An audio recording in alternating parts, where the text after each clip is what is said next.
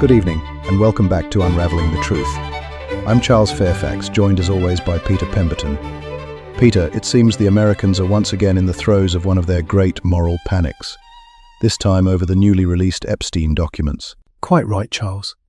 President Trump's signing of the Epstein Files Transparency Act has set the circus in motion.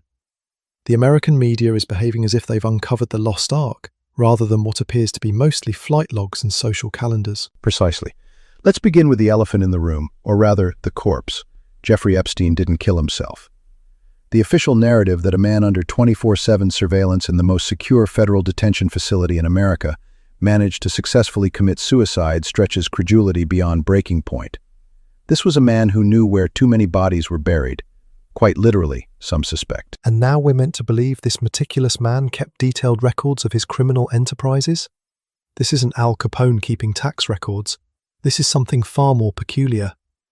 Either Epstein was the most incompetent criminal mastermind in history, or we're not seeing the full picture. Perhaps these lists serve a different purpose altogether. The timing is remarkably convenient, wouldn't you say? Released just enough to keep the public distracted with celebrity names, while the truly dangerous information, the intelligence connections, the blackmail operations, the political compromises, remains safely buried. It's bread and circuses for the digital age. And what does a name on a flight manifest actually prove? That someone flew on a plane? That they attended a dinner party? This is guilt by association elevated to an art form. Meanwhile, the real question remains unanswered. Who benefited from Epstein's operation? Who was being blackmailed? Who protected him for decades? The fixation on lists reminds me of the Salem witch trials. Names being named, accusations flying, but very little substance.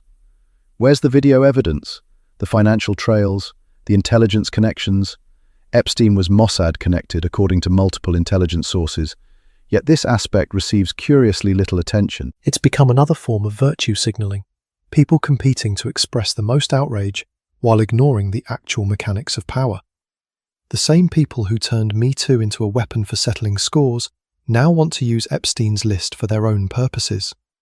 Meanwhile, the victims remain unserved by actual justice. The entire spectacle serves to distract from the uncomfortable truth that powerful people across the political spectrum were compromised by this operation. It wasn't about left versus right. It was about the corrupt versus the clean. And until we're willing to acknowledge that the rot is bipartisan, we're just playing games. Indeed, the real unraveling of truth would require looking at why intelligence agencies protected Epstein, why prosecutors gave him sweetheart deals, and why the entire system seemed designed to protect the powerful at the expense of the vulnerable.